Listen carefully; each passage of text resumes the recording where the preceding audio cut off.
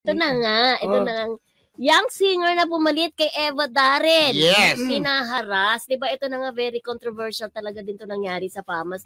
Yep. Although naglabas na ng kanyang saloobin itong anak ni Tita Eva, diba? Which is nag-apologize na rin ang pamunuan ng FAMAS. Tinanggap na rin tinanggap na rin naman. Pero, ang nakakapag-prolong lang din talaga ng issue, yung mga ibang marami nang sumasaw sa issue, diba? Marami nang nagko-comment and everything. Oo. At maging doon sa ipinalit na presenter.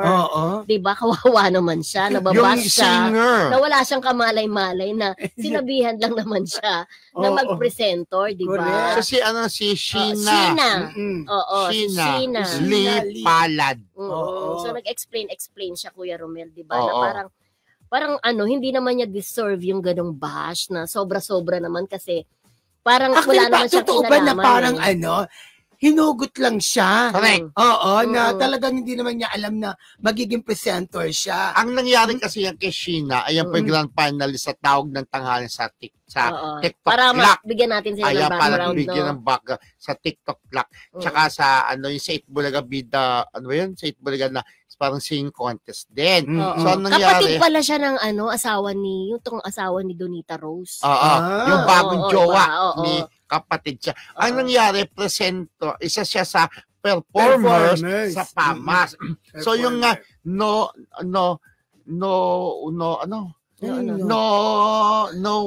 to be found, parang gano'n, nowhere to be found, sabi daw, nowhere to be found, si Tita Eva, ang ginawa, actually nakapag-change costume na siya after niya mag-perform, tapos niyaya siya. Pwede ba ikaw maging presenter? Diba? With Tears of Christ the Third. Siyempre, kahit pa parang wow, parang karangalan na rin para sa kanya. Pero mismong siya talaga, nagulat, nabigla siya doon. Correct. Na parang tinawag. Sabi niya, I am being harassed, yes, malign, cold names, and thrown offensive accusations toward today's online, sabi niya gano'n. Pero nakiusap siya, napigilan na sana siya, no? Parang tinatawag siyang starlet. Hindi naman niya kasalanan kasi mabuti sana kung ikaw muna nagpresento nagpresenta na ako na lang ang kunin nyo, yung ikaw na mismo. Kaya lang, kumbaga, hinata ka lang since hindi nga daw makita na si Tita Eva. Diba? Tapos ayan na, kung ano nang sinasabi sa kanya. Pero nakiusap siya pa rin, di ba? Tama naman na sana. Tama lang, Kasi wala siyang kinalaman. May nasagap akong balita na ang sinasabi daw kasi yung event kasi is naka-live siya sa Facebook. Sa FB, di ba? So, nung hinahanap daw si Tita Eva, hindi raw siya makita. Syempre, kapag napapanood ka ng live, dapat nagmamadali ka talaga. Dapat dire-diretso. So, hindi na makita si Tita Eva. Kaya ganun na daw ang nangyari. Nagmadali na wala. Kasi live siya, mabilis na. Ang pacing nila, ang bilis, di ba? Pero kung ano kaya...